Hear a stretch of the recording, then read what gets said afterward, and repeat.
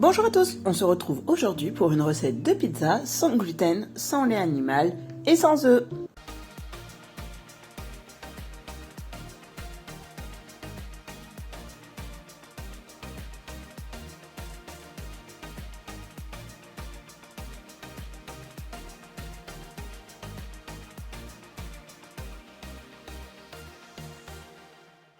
Nous allons réaliser une garniture pour pizza. J'ai mes petits lardons qui sont en train de fondre dans la poêle et à côté on va préparer toute la garniture où on va incorporer après les lardons. Je vais commencer par mettre de la crème d'amande. J'ajoute ensuite ma purée de tomates. Niveau des quantités, je vous laisserai juger si vous aimez plus ou moins fort au niveau goût tomate. Pour ma part, j'ai mis la moitié de la bouteille. On va commencer par mélanger. Moi, j'ajoute de l'origan. Je vais mettre une bonne quantité d'origan parce que moi j'adore le goût. Si vous aimez pas trop le goût, mettez-en juste un petit peu, peut-être au-dessus pour juste parfumer et ne pas l'incorporer à la préparation.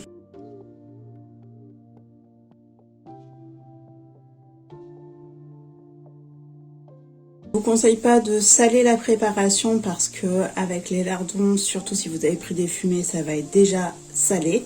Par contre, ce que vous pouvez faire, c'est rajouter du poivre. Mes petits lardons sont maintenant cuits, donc j'ai pris des allumettes nature et fumée. Donc je vais les rajouter à ma préparation avec l'huile de cuisson, hein, c'est ce qui a dégorgé des lardons.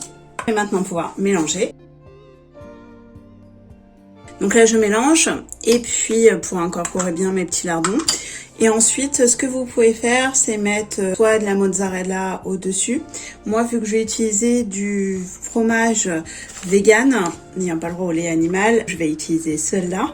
Et je vais en mettre quand même quelques petits morceaux dedans parce que ça va fondre, donc ça va faire un peu crémeux.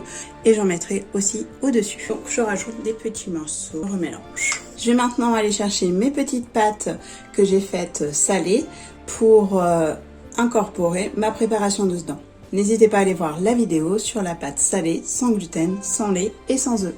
Donc voilà mes petites pâtes et dedans, j'essaye d'incorporer un peu de tout.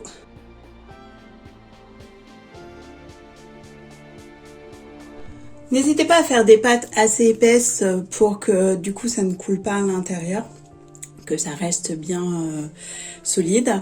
Ensuite, ce que vous pouvez faire une fois que vous avez mis la préparation dedans, c'est soit mettre de la mozzarella si vous avez le droit, du gruyère, ou alors de reprendre le fromage vegan et de le mettre dessus en petits morceaux, histoire que ça fasse un petit... Ça fera pas très croustillant, hein. Le fromage vegan ne fait pas très croustillant, mais au moins ça apporte quand même quelque chose au-dessus. Et si comme moi vous êtes fan d'origan, n'hésitez pas à en parsemer un petit peu au-dessus de votre préparation.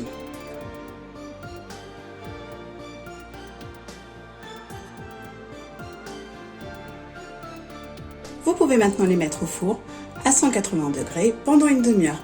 Petit conseil, si vous souhaitez avoir une pâte très goûteuse, vous pouvez mettre au-dessus de la pâte un petit peu de fromage vegan avant de mettre la préparation par-dessus. Elle n'en sera que meilleure. Vous pouvez maintenant les déguster, soit chaudes, soit froides, à vous de voir. Et bon appétit bien sûr! J'espère que cette vidéo vous aura plu. N'hésitez pas à la liker, à la partager et à la commenter. Et nous on se retrouve bientôt pour de nouvelles vidéos.